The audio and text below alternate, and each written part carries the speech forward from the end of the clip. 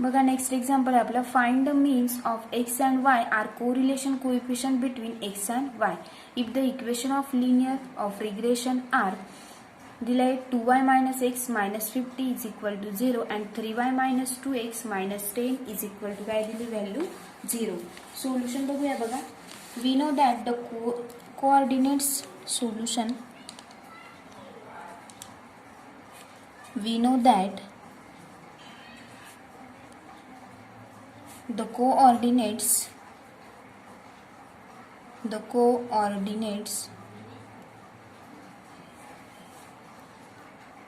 of point of intersection of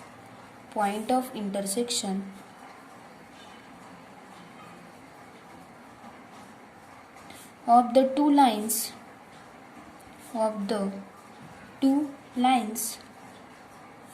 of regression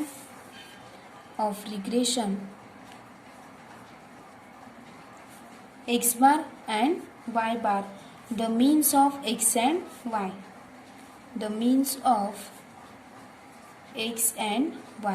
म्हणजेच बघा the regression equation is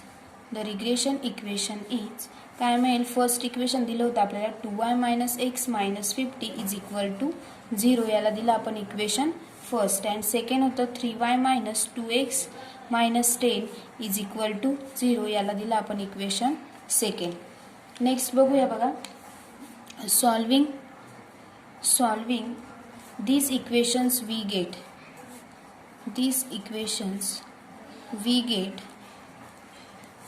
x is equal to बघा आपण जर ते सॉल्व केलं तर आपल्याला x ची व्हॅल्यू काय मिळेल. x is equal to 130 and y is equal to काय मिळेल आपल्याला 90. x is equal to 130 and y is equal to 90, म्हणजेच hence the means of x and y are x bar is equal to काय मिळेल मग 130 and y bar is equal to काय मिळेल 90. म्हणजेच बघा next we have to choose one of the lines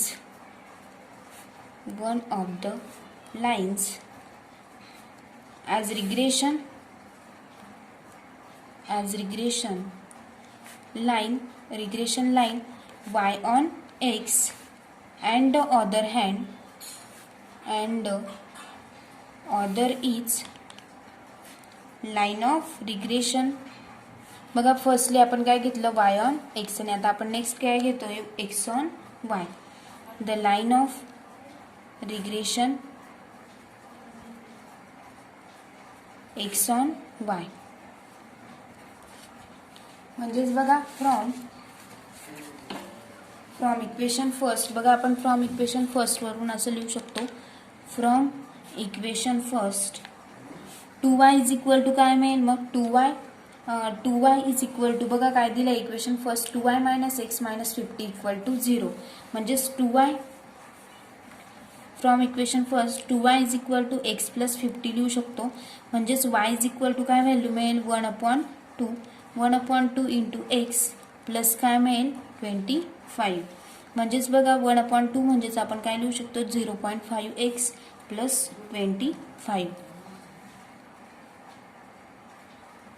म्हणजेच is equal to solution मिळेल बघा. The coefficient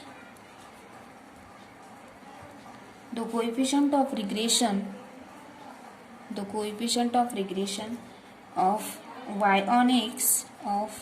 y on x b of y on x is equal to किती मिळालं मग 0.5. नेक्स्ट आता आपल्याला काय बघायचं आहे from equation second.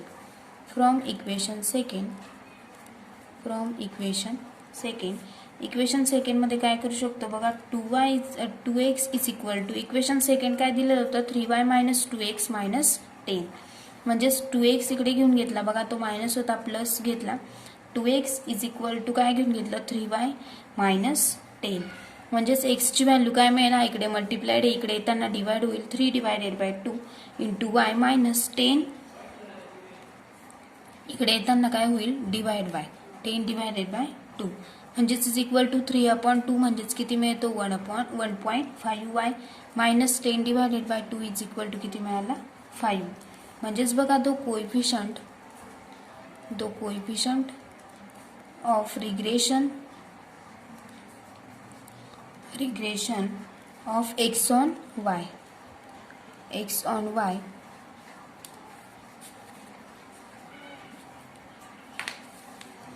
b of yx म्हणजेच x on y b of बघा x on y काय मिळाला मग आपल्याला b of x on y is equal to 1.5 मिळाला बघा.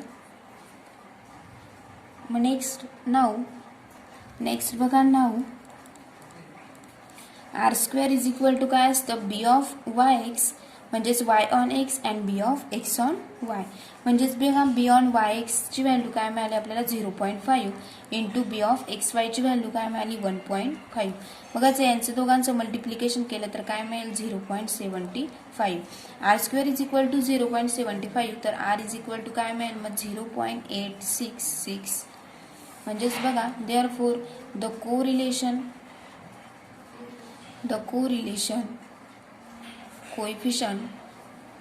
coefficient has the algebraic sign same as that of b and b dash काय मिळेल मग b and b dash. Next example बघूया बघा. Next example if b and b dash are the coefficients of regression of y on x and x on y, show that b plus b dash greater than equal to 2r हे show करायचं आहे बघा. म्हणजेच here r काय दिलेलं आहे here r is coefficient of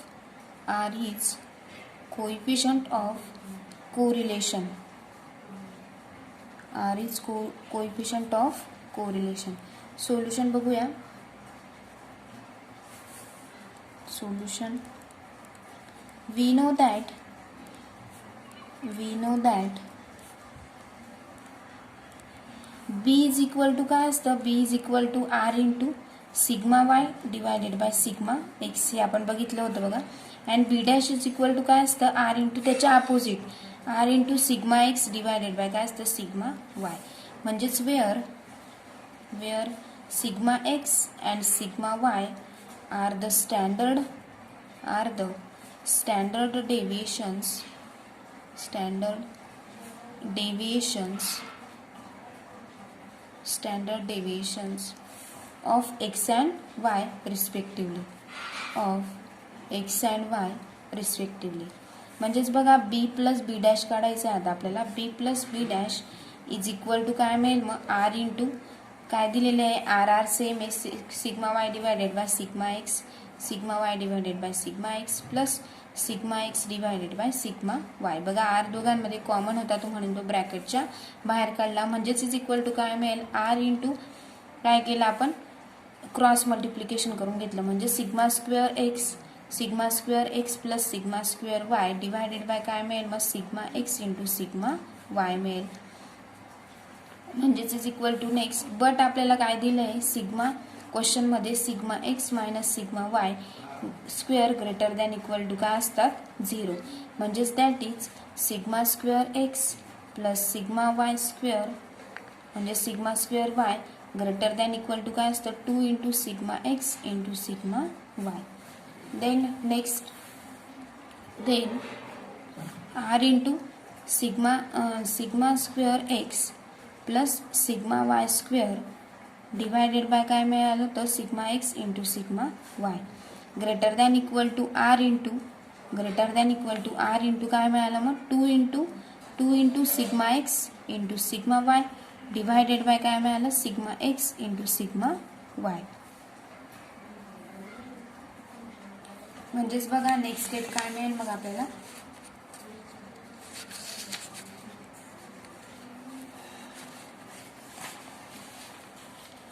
म्हणजेच that is r of sigma x square plus sigma Y square divided by sigma x into sigma y greater than equal to काय मिळतील मग 2 इंटू आर. म्हणजेच implies by b plus b dash greater than equal to काय मिळेल मग 2r. म्हणजेच next therefore this shows that the arithmetic mean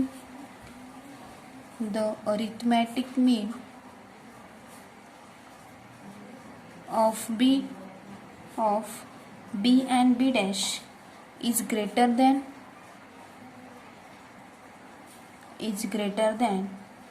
or equal to r. is greater than or equal to काय मिळालं r. आणि हेच आपल्याला सोल्युशन होतं बघा. नेक्स्ट टॉपिक आहे बघा angle between the lines of regression. Let the equation of the lines of regression of y on x on y are respectively. बघा जर इक्वेशन y on x असेल आणि x on y असेल तर y minus y bar is equal to काय असतं b of y x म्हणजे y on x x minus x bar असतं. याला काय दिलं आपण equation first and x minus x bar is equal to b of x on y म्हणजेच y into y bar. याला काय दिलं आपण equation second. The slopes of lines 1 and 2 are. मग बघा m1 दिलेला आहे आपल्याला slope m1 is equal to value दिली b of y x is equal to b and m2 is equal to दिले 1 upon b of x y is equal to 1 upon b dash. Next बघा if theta दिलेला आपल्याला theta is the acute angle between the two lines of regression we have. मग tan of थीटाची value दिलेली बघा काय mod of m1 minus m2 divided by 1 mod of 1 plus m1 into m2 म्हणजेच is equal to बघा m1 ची value काय दिली मग m1 मायनस m2 म्हणजेच b मायनस m1 ची व्हॅल्यू काय b मायनस m2 ची value 1 upon b dash divided by 1 plus m1 ची value b divided by m2 ची व्हॅल्यू b डॅश म्हणजेच इज इक्वल टू काय मिळेल b into b dash minus 1 divided by काय मिळेल बघा b वन जा b म्हणजेच b dash plus b dash plus b आणि मॉड काय लिहिला आपण ॲज इट इज राहू दिला. नेक्स्ट बघा आपल्याला फिगर दिलेली आहे एक्स ॲक्सिस वाय ॲक्सिस हे दिलेलं आहे regression line of X on Y. He x on Y ची दिलेली आहे अँड नेक्स्ट दिले बघा regression line of X on Y दिले आणि next regression line of Y on x हे पॉईंट दिले बघा आणि थीटा काय दिलेला आहे आपल्याला acute angle between the lines. बघा दोघं लाईनच्या मध्यभागी केलेला आहे बघा तो कर्व म्हणजेच काय तो थीटा. ही फिगर आपल्याला 3.1 फिगर दिलेली बघा एक्स ॲक्सिस वाय ॲक्सिस हे ॲरो दिलेले आहेत. नेक्स्ट बघूया म्हणजेच इज इक्वल टू बघा आपण आताच व्हॅल्यू पुट केली होती इज इक्वल टू काय मिळेल मग 1 minus r square divided by mod of r into sigma x square plus sigma Y square divided by काय मिळेल sigma x into sigma y. म्हणजेच बघा tan theta is equal to काय मिळेल मग tan theta is equal to 1 minus r square आपण as it is ठेवू दिला आणि हा मॉड ऑफ आर काय केला आपण सेपरेट करून घेतला into sigma x divided by sigma y. बघा हा डिनॉमिनेटरला होता हा न्यूमरेटरचा डिनॉमिनेटरला गेला sigma x into sigma y divided by sigma x square plus sigma Y square. म्हणजेच थीटा इज इक्वल टू काय मिळेल बघा tan inverse of 1 minus r square divided by mod of r as it is राहू दिला आपण sigma x into sigma y divided by sigma x square plus sigma Y square. म्हणजेच बघा from the expression of theta in terms of r sigma x sigma y it follows that. बघा मग first term दिलेली आहे first आपल्याला condition दिली आहे की इन पर्टिक्युलर इफ आरची जर व्हॅल्यू आपण प्लस और मायनस 1 घेतलं तर then theta is equal to काय मिळेल मग टॅन इनवर्स ऑफ 0. म्हणजेच एम्प्लाइज बाय थीटाची व्हॅल्यू एकतर 0 येऊ शकते किंवा काय येऊ शकते पाय. नेक्स्ट म्हणजेच that is the two regression of lines are either coincident theta is equal to 0 मिळेल ऑर दे पॅरलल. जर ऑर दे पॅरलल असतील तर थीटा इज इक्वल टू काय मिळू शकतो आपल्याला पाय. बट आपल्याला बघा since both the lines of regression intersect at the point x bar into Y bar they can not be parallel so the lines must be coincide. बघा जर line तर त्या पॅरलल नसतील तर ते कसे असतील मग the lines must be coincide असतील. आणि सेकंड कंडिशन दिली बघा आपल्याला इफ आरची व्हॅल्यू जर आपण 0 घेतली r is equal to 0 then theta is equal to काय मिळेल आपल्याला टॅन इनवर्स ऑफ आर असतो म्हणजेच टॅन इनवर्स ऑफ 0 मिळेल. म्हणजेच थीटाची व्हॅल्यू काय मिळेल बघा theta is equal to pi by 2. म्हणजेच बघा this means that the lines are perpendicular to each other. बघा जर त्या पॅरलल नसतील तर त्या लाईन्स कशा मिळतील मग आपल्याला परपेंडिक्युलर टू इच अदर. बघा अशा पद्धतीने आपण बघितलं. नेक्स्ट लेक्चरला आपण standard error of regression estimate बघूया आणि त्याच्यावरचे एक्झाम्पल्स बघूया.